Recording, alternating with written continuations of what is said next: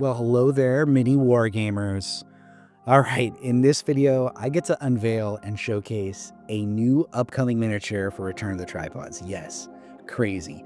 This is a pre-production prototype print of a completely new unit. It has no in-game rules for it yet. So I think it's intended to be kind of used as table dressing or an objective marker right now, but it'll have rules someday.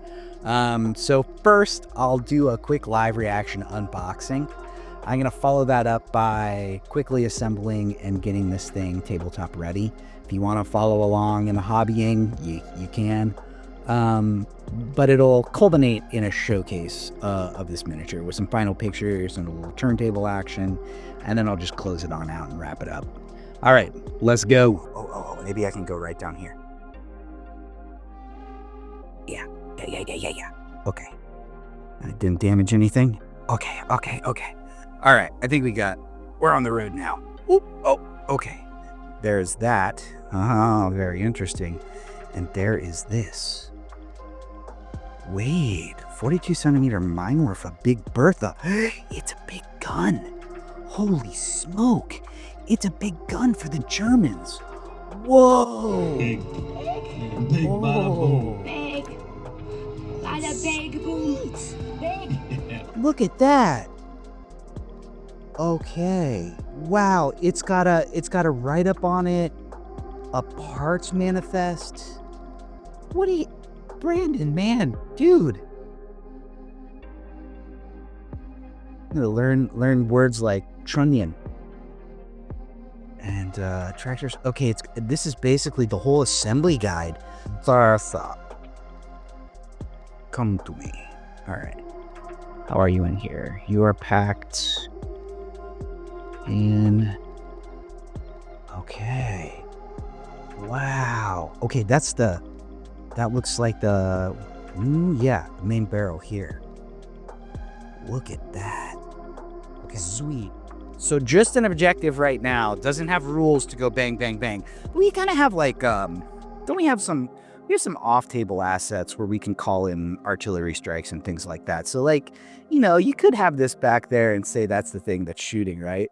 But, okay, this is super cool. All right, so Bertha has landed, poof, right in the middle of my hobby table here. I've just pushed things to the side. Phobos wiring is over here.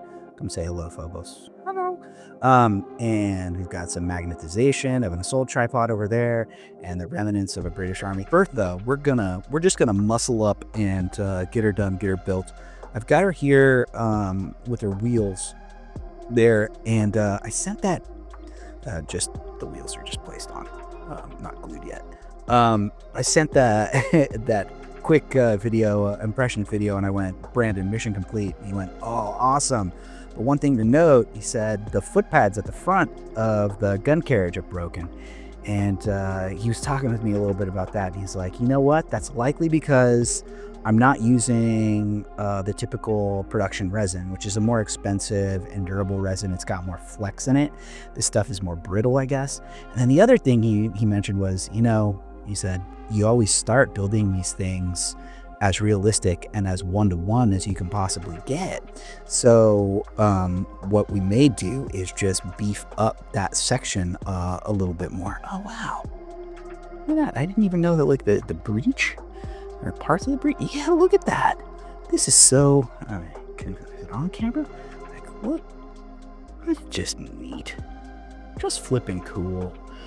So I'm excited to learn more about this. I think what I'll do is I'm not gonna do you can watch me super glue things and super glue my fingers together, but we're gonna cut all that out. We'll come back with a finished Bertha. And to get to our finished Bertha, we've got to paint it. I'm taking inspiration from this Wikipedia picture because I just think I can pull this off.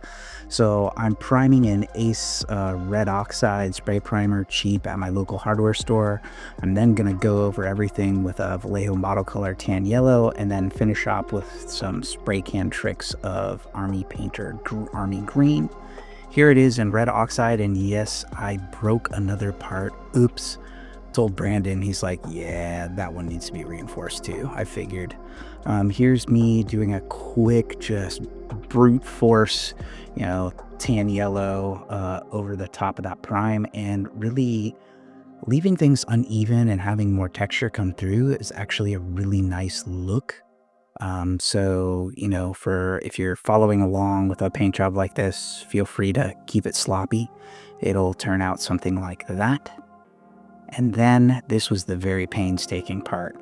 So I took sticky tack and tried to emulate those camouflage patterns. And that required rolling the sticky tack a little bit smaller maybe than it wanted to go, carefully applying it all over the model, and then poof, rattle can that with the Army Painter green.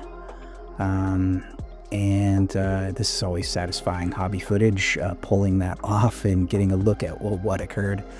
This is at 2 times speed, just to let you know.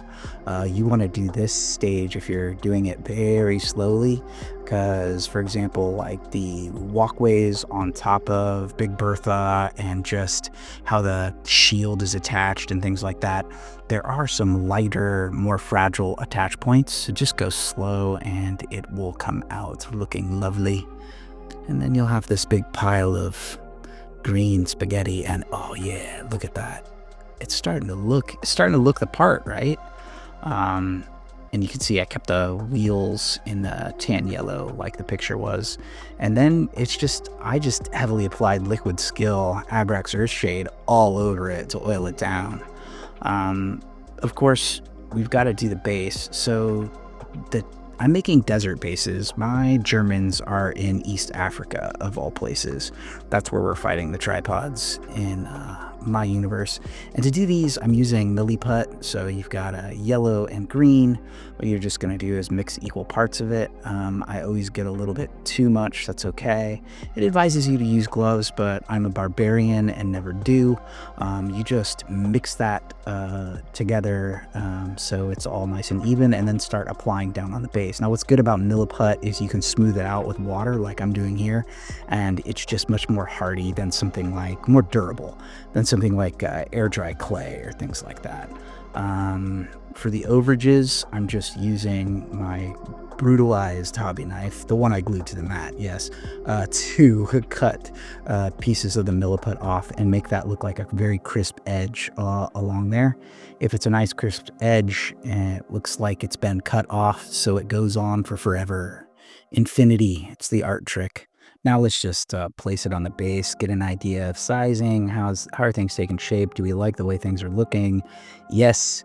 Okay, and now I'm going to mark where the wheels are, because we're going to sell this thing with an effect. And the effect is we're going to make it look like it rolled up into place by taking this extra tire I have and, yeah, pressing in some texture here. So, yeah, I think that this, I'm really pleased overall with how this turned out.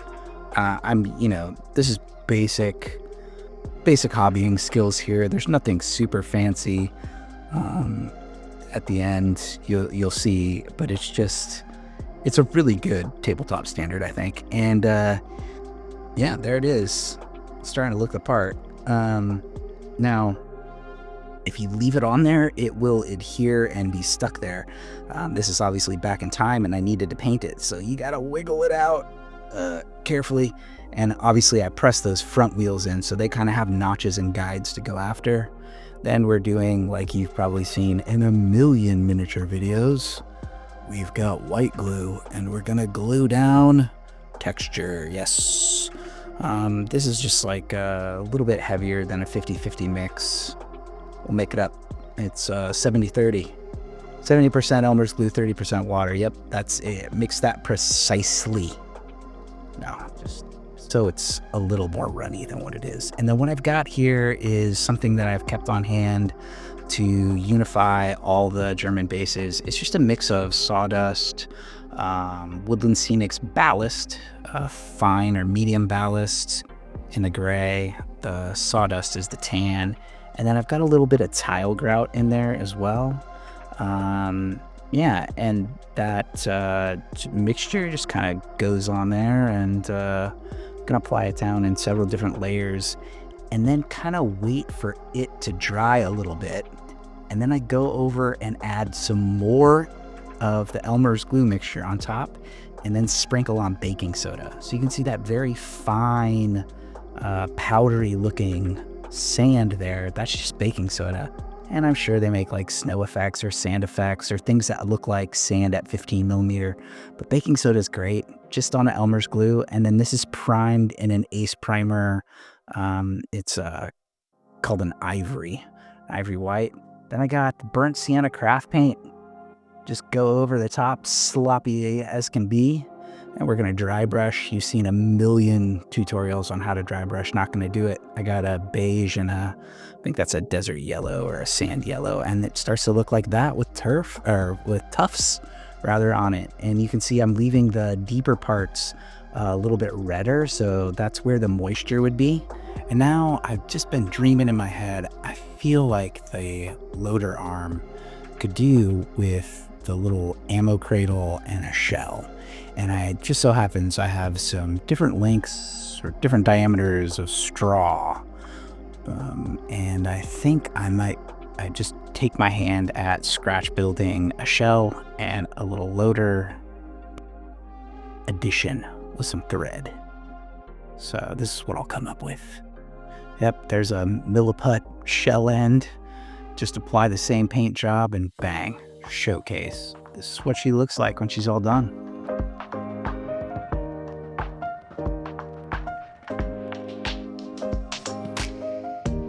And I could still go in probably with a little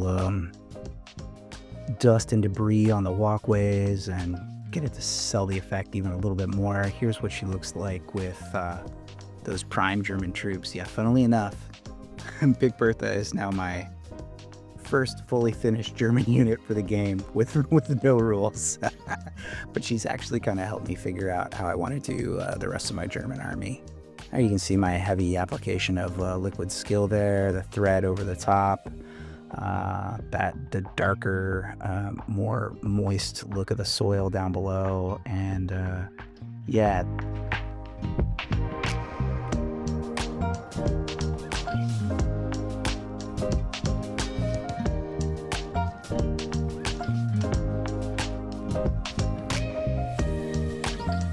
It's a very cool gun.